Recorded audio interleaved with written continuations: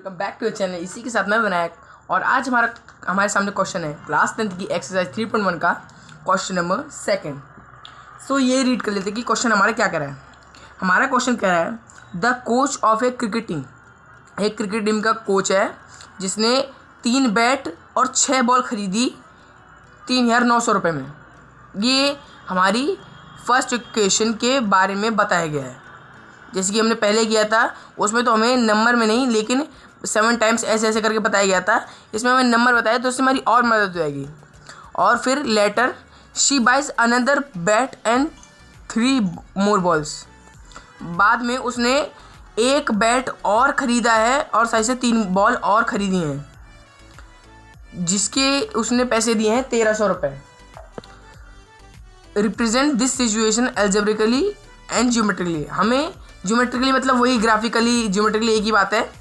हमें इस दोनों सिचुएशन को एल्जेब्रिकली और ज्योमेट्रिकली बताना है, रिप्रेजेंट करना है कि कैसे होगा। सो पहले मैं नोट कर लेता हूँ कि क्या क्या हमें गिवन है। सॉल्यूशन। सो हमें फ्रॉम फर्स्ट सिचुएशन, यहाँ पे हमारे पास 2 सिचुएशन है। पहले मैं फर्स्ट सिचुएशन को देखूंगा, बाद में सेकंड को, नहीं तो फिर किचुड़ में एक ही हो जाएगा। सो पहली सिचुएशन में हमारे नंबर ऑफ बैट्स हमारे कितने हैं, हमारे हैं 3 और नंबर ऑफ बॉल्स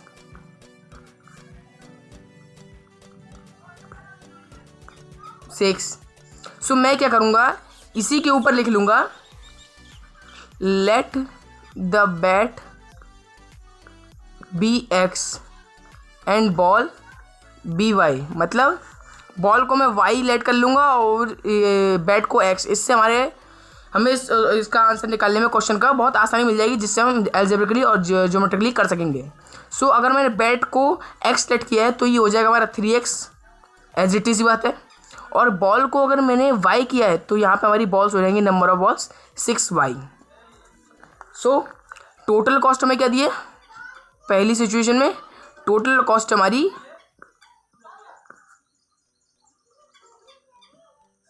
हमारी 3,900, ये हमारी टोटल कॉस्ट है। अब according to question ATQ, according to question इन दोनों के मिलकर ही तो इतने पैसे हमें लगे हैं। इसने क्या कहा है, उसने इन दोनों को मिला के इतने पैसे लगे, मतलब 3x प्लस 6y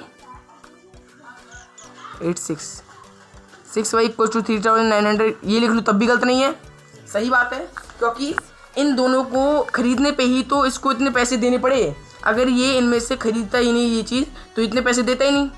तो अगर मैं इन दोनों की प्लस में के इक्वल में अगर इन पैसों को लिख दूं तो गलत बात तो है ही नहीं। सो अगर आप ध्यान से देखें तो 3 को मैं कॉमन ले सकता हूं और यहाँ पे लिख सकता हूँ x प्लस 2y, क्योंकि 3 मल्टीप्लाई x 3x और 3 multiply 2y 6y, as it is बात है। यहाँ हमारे 3,900, यहाँ x प्लस 2y यहाँ ही रहेगा, ये मल्टीप्लाई में हमारा 3 है, यहाँ आके डिवाइड में कुछ गलत नहीं है, एकदम सही है। सो यहाँ हमारे डिवाइड में, सो काटने पे हमारा बचेगा 1,300, क्योंकि 13 या 39। सो यहाँ पे हमारी हो जाएगा 1,300, एज इट इज़ बात है। अब मैं क्या करूँगा, x के इक्वल में x को इधर दूंगा, या प्लस का 2y है वहाँ जाके माइनस का 2y। सो ये हमारी यहाँ पे एक इक्वेशन बन चुकी है। सो यही हमारी फर्स्ट इक्वेशन होगी। फ्रॉम द फर्स्ट सिचुएशन ये हमारी फर्स्ट इक्वेशन बन चुकी है। अब फ्रॉम सेकंड सिचुएशन, दूसरी सिचुएशन के हिसाब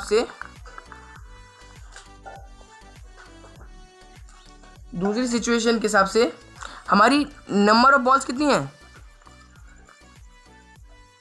पहले पैड्स लिख देता हूँ। इसने कहा है शी बाइज अनदर बैट, अब आप कंफ्यूज में जाइएगा कि कितने बैट उसने कहा, अनदर उसने कहा लेकिन नंबरिंग में नहीं दिया। अनदर का मतलब है उसने कुल मिला के मात्र केवल एक ही बैट खरीदा, मतलब 1, और हमने यहाँ पे बैट को क्या लेट किया था, x। सो यहाँ हो जाएगा हमारा 1x। 1 को हम ज़्यादातर लिखते नहीं है, तो यहाँ पे आप ना भी लिखे तब भी सही है, x ही लिख दिए तब भी सही रहेगा। सो अब हमें नंबर ऑफ बॉल्स लिख लेते हैं। नंबर ऑफ बॉल्स कितनी है,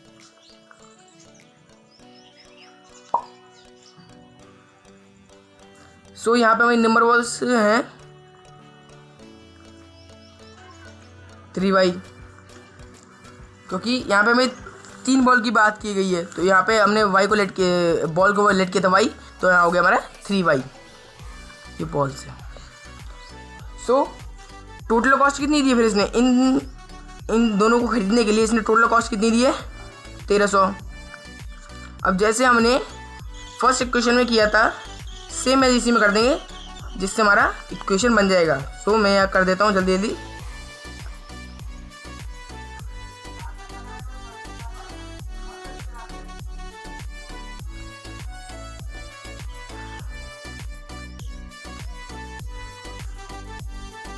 और यहाँ आ गई हमारी सेकंड इक्वेशन।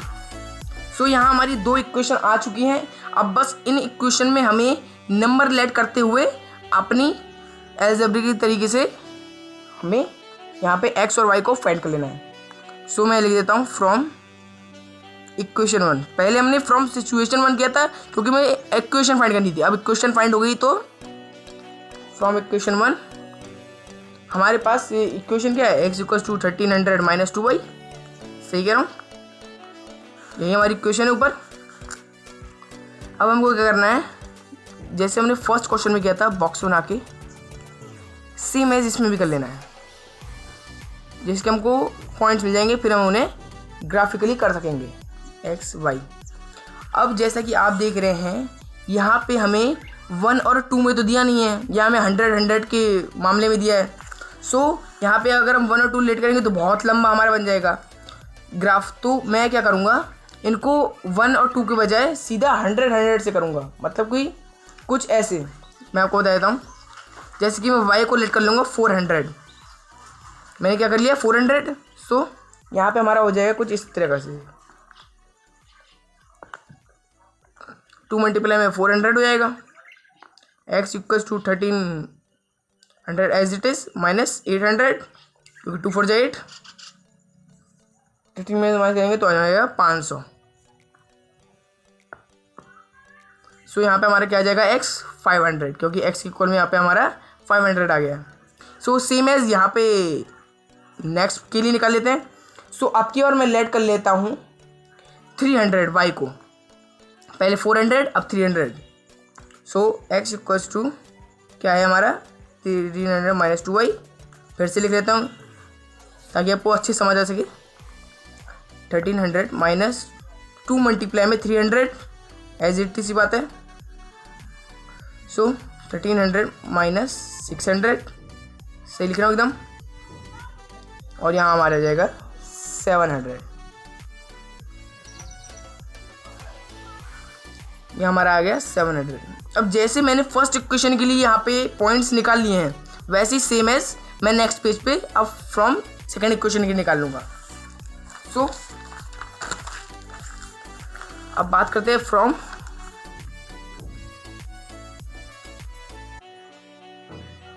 Equation second. अब इक्वेशन सेकेंड की बात कर लेते हैं। सो इक्वेशन सेकेंड है हमारी x equals to 1300 minus 3y। सही लिखा हो एकदम, यह एक बॉक्स बनाया था उसी के लिए।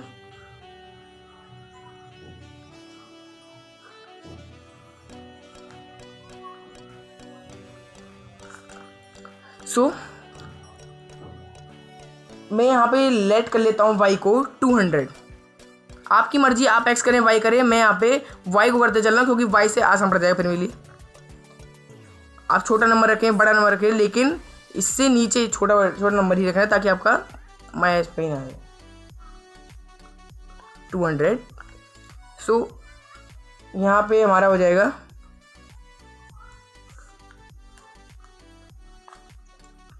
और यहाँ हमारा जाएगा 700, क्योंकि 1300 में से -600 करेंगे तो आ जाएगा 700।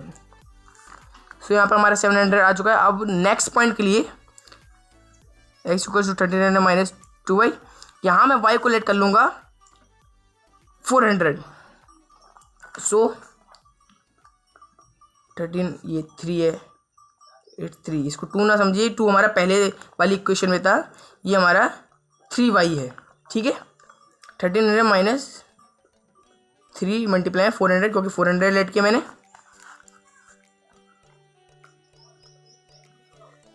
तो हमारा हो जाएगा माइनस का 1200 और हमारे यहाँ आ जाएगा x = 100।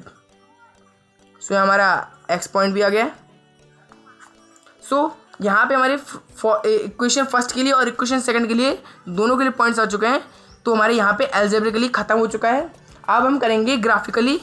सो ग्राफिकली करने के लिए मैंने आपके लिए यहाँ पे ग्राफ बना दिया है, और साथ ही साथ मैंने इक्वेशन फर्स्ट के क्या कहते हैं पॉइंट्स और इक्वेशन सेकंड के और इक्वेशन फर्स्ट के पॉइंट्स मैंने यहाँ पे लिख दिए हैं।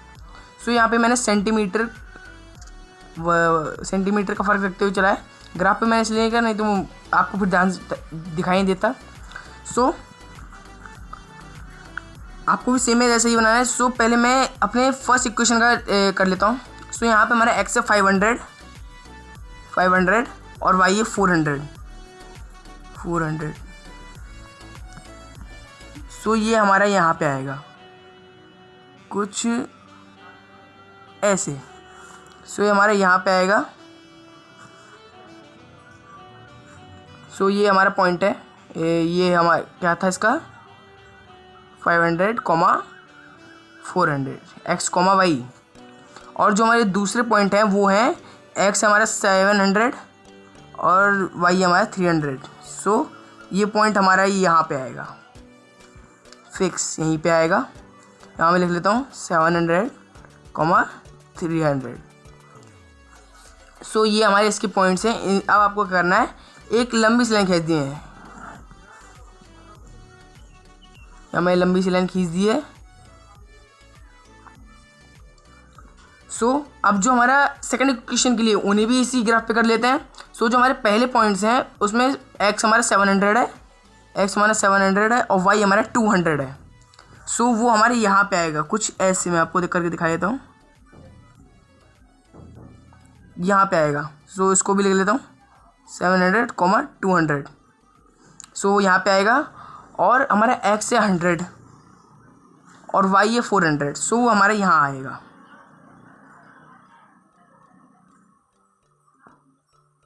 वो हमारे यहाँ पे आएगा, मैं लिख भी देता हूँ आपके लिए 100, 400।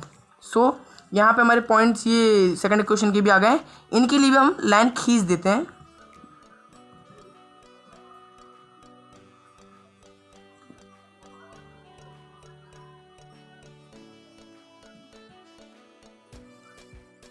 सो लाइन थोड़ी मुश्किल हो रही है, हाँ मिल गई। अब आप में से कई लोग सोच रहे होंगे कि ये पैरेलल है, लेकिन ये पैरेलल नहीं है, ये हमारी इंटरसेक्टिंग है। मैं बताऊं कैसे। सो जब मैं इन लाइंस को थोड़ा आगे खींचते हुए, ऐसे अगर आगे खींचते हुए मैं लेके जाऊंगा, सो ये कभी ना कभी तो आगे इंटरसेक्ट करेंगी, क्योंकि ये आगे हमारी कंजॉइन होती आ रही, मतलब पास आते आ रही है एक दूसरे के। देखिए पहले इतनी दूर थी, फिर पास आते गई, ऐसे पास आते, मतलब कभी ना कभी तो ये एक दूसरे को इंटरसेक्ट करेंगी। सो हम नीचे लिख सकते हैं, so if A1/A2 not equal to B1/B2, मतलब A1/A2 B1/B2 को नहीं इक्वल है, तो यहाँ क्या होंगी इंटरसेक्टिंग लाइंस। ये आपको पता है इंटरसेक्टिंग लाइन, मैंने आपको याद देने के लिए लिखा है। आप इसे नहीं, आपको इसे लिखने की जरूरत नहीं है। सो आपको बस ये लिखना है, so these lines are intersecting. आपको बस ये लिखना है, इसे लिखने की जरूरत नहीं है। सो हमारे यहाँ पे ग्राफिकली भी ख़त्म हो चुका है। सो अगर आपको ये वीडियो अच्छी लगे तो लाइक शेयर सब्सक्राइब प्लीज़ कर दीजिएगा, और अगर आप चैनल पर नए हो तो सब्सक्राइब प्लीज़ कर दीजिएगा, और इस वीडियो को ज़्यादा शेयर करिए ताकि ज़्यादा बच्चों को इस क्वेश्चन का आंसर मिल सके। सो हम मिलेंगे नेक्स्ट वीडियो में। Bye bye.